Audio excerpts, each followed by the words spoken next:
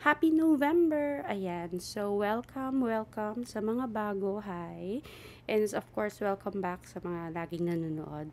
Hello, it's me, Nak. So, kamusta tayong lahat mga beshi? So, yes, November.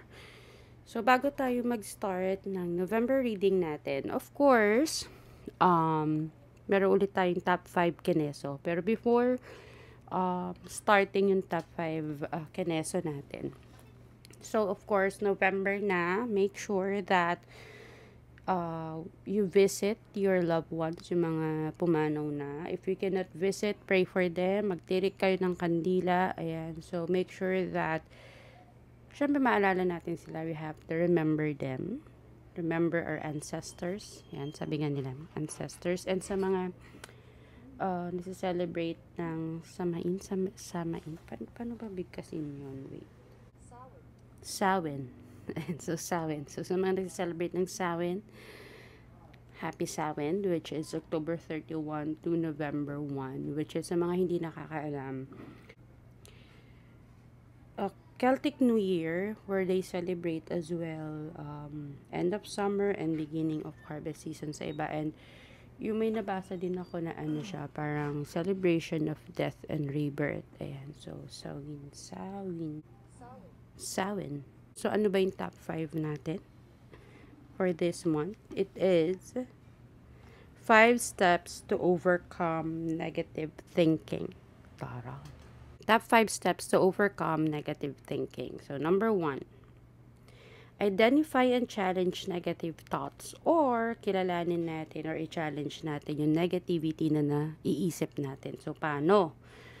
So, syempre, alam naman na natin na feeling natin mali yung naiisip natin, di ba? Negative na. So, na-identify mo na siya. So, ngayon, tatanungin mo ngayon yung sarili mo, totoo ba to or assumption lang? Totoo ba to or iniisip ko lang na mali yung thoughts ko or mali yung feeling ko, ganyan. And, dahil doon, of course, may iisip mo na kung mali yung nasa isip mo, at least mawawala na siya agad, diba? Or pag sa tingin mo is tama, then you have to work on it. So, yun na yun. So, kapag feeling mo, isipin mo na kung ano ba dapat yung gagawin mo, ano ba dapat yung steps na dapat mong gawin. In that way, mawala na yung negative thought na yun. Number 2, replace negativity with positive affirmations, or palitan ng positibong affirmations yung mga naiisip mong mali. So, gumawa ka ng list ng mga affirmations mo, mga positive affirmations mo pagka may pumapasok, kunyari, negative thought na, ay nako, mag-birthday na si Eme, wala pa akong pera, ganyan, di ba? Kunyari yung ngayon, magsusulat ka ngayon ng positive affirmation na, I am happy, I am positive, magagawan, mayroong paraan, magkakaroon ako ng pera this week, magkakaroon ako ng panggastos this week, mga ganyang bagay. So, dapat, i-boost mo lang yung statement na mali. Palitan mo siya ng, same pa din, pero more on a positive side. Number 3, practice daily gratitude, or magsanay or masanay dapat tayo na na meron tayong daily gratitude. Actually, ito yung pinakamadali kasi just be grateful. Maging grateful ka lang na bumangon ka today, di ba? Saya na yun. And then, of course, mag-focus ka. Ito nga yung sa daily gratitude is mag-focus ka sa mga bagay-bagay na natatanggap mo everyday. Yun nga, na gumigising ka, na may nakakain ka, na nakakatulog ka. Those simple things to be grateful for. Sobrang na yun, di ba? And kunyari,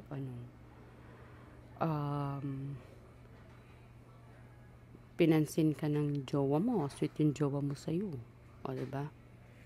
Be grateful na at least pinansin ka. Number 4, surround yourself with positivity, or palibutan mo yung sarili mo ng positive vibes. Ayan siya. And, kunyari, alam mo yung, sinasabi nila na marami kasi tayong kilalang tao pero ilan lang yung kaibigan natin. If feeling natin yung kaibigan natin is napaka-negative na, napaka-toxic na, let go. Yung kunyari yung kamag-anak mo, masyado ng negative, let go. Wag yung, di ba? Don't let them tolerate yung mga bagay-bagay na hindi naman dapat, yung mga pangit. So, don't tolerate them. Ayun. If yung behavior nila, you don't like their behavior at hindi mo kayang sabihin sa kanila, di wag mo sabihin, di ba? Dagdag pa sa stress mo yan. Just let go, let them be hanggang ma-realize nila kung bakit ka nawala. Ayan. And of course, number 5 is, pahabol pala sa number 4. Surround mo lang yung self mo sa mga positive na tao. Sa mga tao na, mga hindi negative thinker. Ayan. So, kung hindi mo naman maiwasan, kunyari, don't talk about things na nagpapa-hype sa kanila negativity. So, wag niyong pag-usapan ang religion if ever man kung magkaiba kayo ng religion. Naka-negative kasi yung nag-aaway kayo sa kung anong mas better. Wag niyo rin pag-usapan ang politika. That's actually, yun yung isa sa mga topics na iniiwasan ko if I am with my friends is religion as well as politics. Kasi nakakapangit. Mag-aaway lang kayo. Imbis na healthy discussion, wala nagiging away. So, lakas makapangit. Ayun. And of course, number 5, para makaiwas tayo sa negative thoughts, makaiwas tayo sa nakakapangit na things, is focus on the solution, not on the problem. Mag-focus tayo sa solusyon at hindi sa problema. So, imbis na mag-focus ka dyan sa problema mo, isipin mo ano yung mga pwede mong gawin to resolve it. Okay? And of course, ang negative thoughts, mga friends, nakakapangit yan. So, kung ayaw mong pumangit, don't be negative. Diba? Huwag ka mag-isip ng pangit. Ayan siya. So, tayo ay gagawa ng November reading.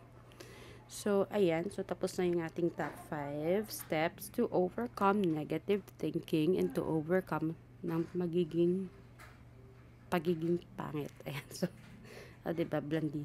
Sabi, parang kunyari ako. Kunyari lang naman. Hindi kasi ako sanay na itim yung buhok ko. So, ilang buwan ako nagtiis na pahabain yung buhok ko. So, ang itim-itim ko. Di nagkulay na lang ako. O, diba? Blondina na ang lola niya. Blondina na may bangs pa. Ayan siya. So, yes. Ang gagamitin natin for this month is itong Zombie Tarot. And, siguro itong Monology Oracle cards. Ayan siya. And, may bagong nabili ako na oracle which is watch today. What's the tea? I'll try to incorporate this sa ating reading. And yes, paalala lamang, meron po tayong free will. So, nasa inyo kung susundin nyo o hindi yung ating reading. So, kung sa tingin nyo is ang pangit, I'm so sorry. But syempre, may free will naman kayo kung kukunin nyo o hindi. Okay. And this is for the sun, rising, moon, and Venus. Venus is love kasi. So, yes. Tara na sa ating monthly reading. Hello sa mga may Scorpio sun, moon, and rising. Isa-shuffle ko pa lang, nagsisilabasan na. Ayan, so this is your November reading. Sige, yun na yung lumabas. Hindi na siya nagpa-shuffle. Yun na mismo yung lumabas. Travel. Ang chika sa'yo ngayon, sa mga may Scorpio, Sun, Moon, Rising, and Venus is mag-travel ka daw. Pasyal-pasyal din. Hindi yung baka-bakasyon din. Hindi puro trabaho, hindi puro bahay-bahay. Baka-bakasyon din daw. Yun ang chika sa'yo for this month. Naka-OA ka na sa work. Okay, Scorpio, Sun, Moon, Rising. Tingnan natin ang card reading. Isa pa. Paper cut ako. Sakit. Sakit ba? Okay, let's see.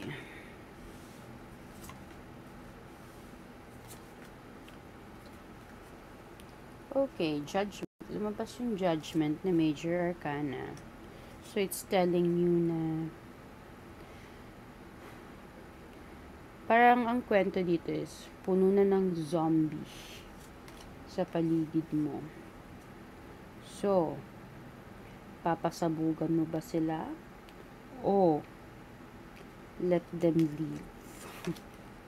So, parang sinasabi dito, my dear, na you have to think. Pag-isipan mo ng mabuti yung mga nangyayari sa'yo. There are things that you have to make some choices. As in, literal na choices. Kung ano ba dapat ang gagawin mo. Kung go or no. So, it's up to you. Baka may mga opportunity na parat na nagnanak sa door mo, pero you don't know what to do. Kung go o hindi. So, it's up to you kung anong pipiliin mo. Go or stop. Red or green. Ayan yung pagpipilian mo.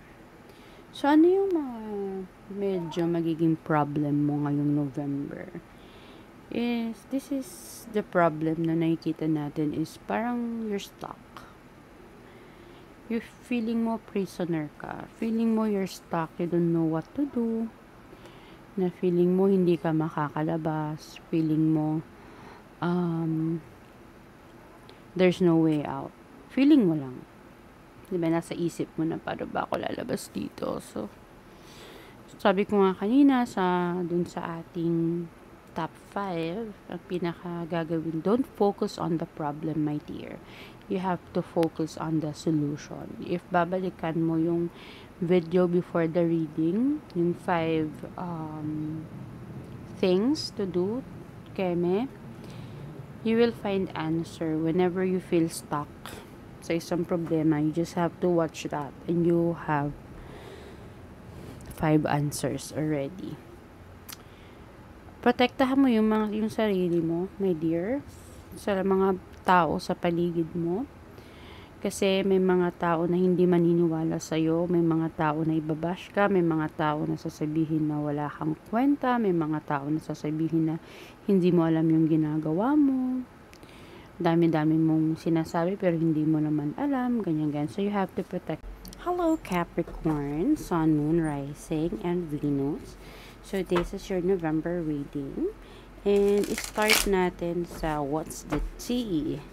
So, ano ang chika? Or tingin sa'yo ng mga tao ngayong November sa mga may Capricorn, Sun, Moon, Rising, and Venus. No facts. Naku, Marites. Medyo Marites daw. So, never has the facts, make shit up or lie. So, bakit kaya? Tingnan natin kung bakit yan ang lumabas. Okay, so punta tayo sa tarot card. Pwede kasing wag kayo agad ma-off. So, no facts, never has the facts. Pwedeng hindi ikaw, baka naman yung mga tao sa paligid mo, diba? Mga Marites. Tignan natin baka lumabas sa card kung bakit yan yung chika sa'yo this month. And again, of course, you know the drill. Subscribe, like, comment. Ayan. Share the videos to your friends and family. Ayan. So, ayan. Ayan. So, tignan natin yung cards nyo.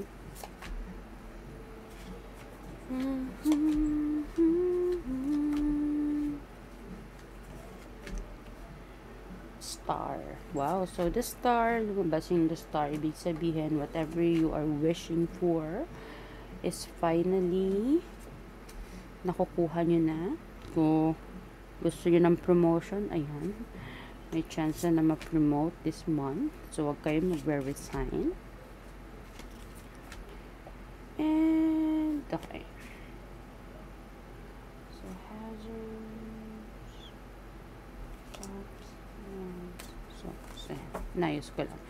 And, of course, Wheel of Fortune. Ibig sabihin nito, di ba, bilog ang yung gulong is bilog. So, minsan nasa baba, minsan nasa taas. So, this time, you're nasa taas ka ng wheel. So, good luck sa mga balak mong gawin this month. So, you are on your A game. So, everything's actually good with your wishes. And, swerte. Actually, suswertehin ka. Itong November.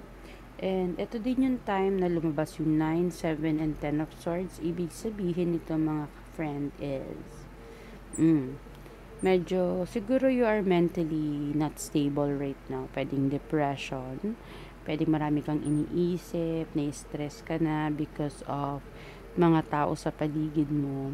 And because of that, feeling mo yung mga taong to is, they're never giving you facts. So, hindi ikaw yung sinungaling, okay? So, feeling mo yung mga tao sa paligid mo nagsisinungaling sa'yo, and that's making you, alam mo yun, naiinis ka kasi, itong mga taong to, wala na akong kaibigan na, sisinungaling sila. Hindi ko alam kung kaibigan or whatever, but someone is lying to you. Someone is making you stressed. Someone is making you, alam mo yung parang,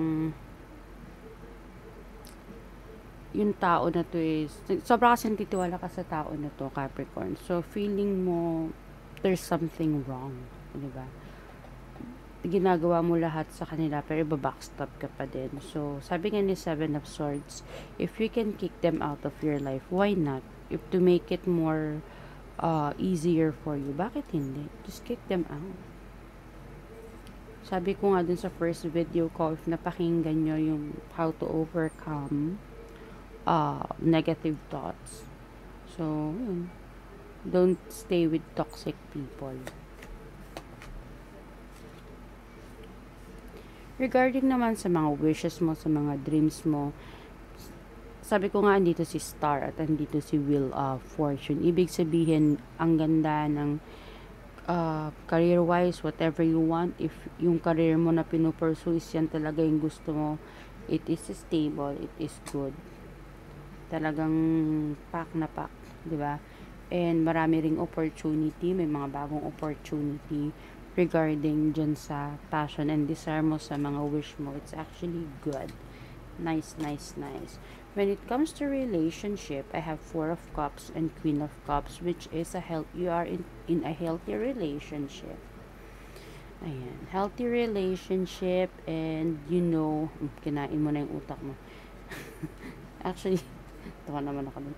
So, when it comes to relationship, everything is actually good. Everything is actually great. Balance yung relationship nyo. It's good. You know how to handle your emotions well when it comes to, alam mo, yung pag-ano mo sa mga taong mahal mo. Alam mo kung paano mo dalhin yung sarili mo, yung emotions mo. Hindi ka bias. Yan. And if you are in love or if you are in a relationship, ang ganda. Super ganda niya. And kapag single ka naman, you're still good. You are the Queen of Cups. You know what you want. You know what you like. So, kung anong status ng love life mo ngayon, it's good. So, if you're single, that's okay. That's fine. Ibig sabihin, you're good being single. If you're in a relationship, that means na it's okay. Maganda yung relationship nyo ng partner mo.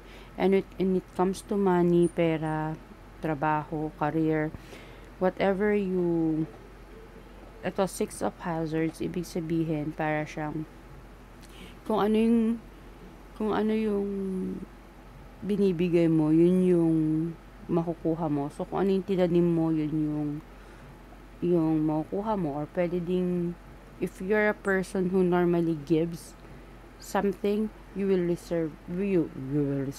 receive something din naman in return. So, alam mo yun, masusuklian lahat ng hard work mo. Everything is good. Everything is fine. Everything is wonderful. Ayan. So, tignan naman natin, Capricorn, ang isang card mo dito.